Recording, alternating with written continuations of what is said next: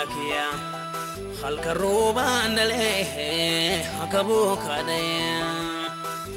Gadabi Markijige Habake Malidive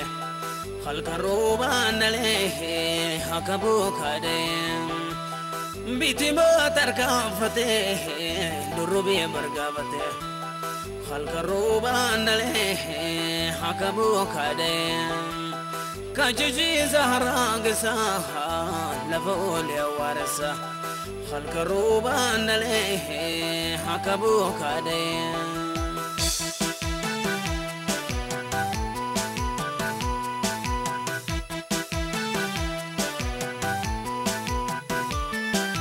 Hayo Bajo Tamame Yode Mubaji Yode Dubaji Harkanza Kalen Hayo Bajo Tamame Yode Mubaji Yode Dubaji Harkanza Kalen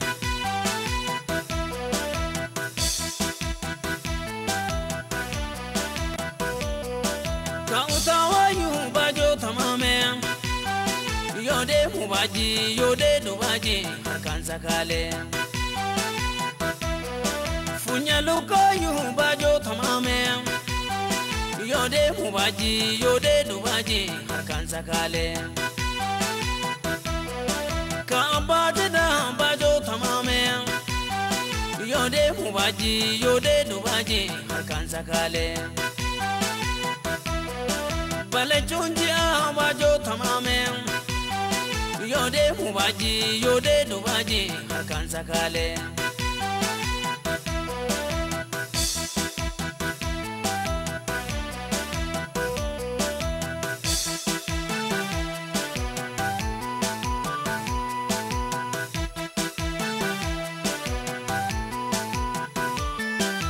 Hayo Bajo Tamame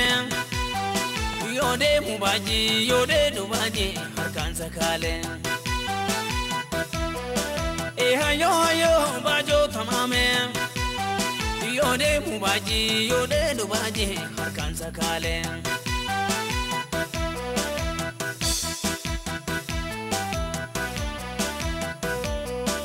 Olino Lani Bajo Tamame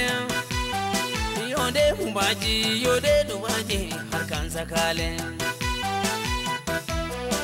Olilo Wani Bajo Tamame Yode Mubaji, Yode Dubaji, Harkanza Kale Jabi Marabde Bajo Tamame Yode Mubaji, Yode Dubaji, Harkanza Kale Raso Gambate Bajo Tamame Yode Mubaji, Yode Dubaji, Harkanza Kale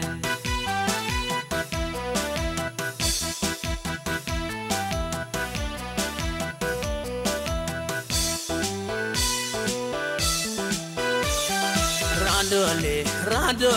Tshorada Radole, Tshorada Gosa Jechone Bano Radole, Tshorada Lo Wanje Chonge Gayo Radole, Tshorada Wambarage Sibilani Radole, Tshorada Sodaloni Wishilani Radole, Tshorada Radole, Tshorada Demte Corona Nageti Radole, Tshorada Ayayabo Anadeti Radole, Tshorada Wambarage Abaguri Radole, Tshorada Abayabo Bunaduri Radole, Tshorada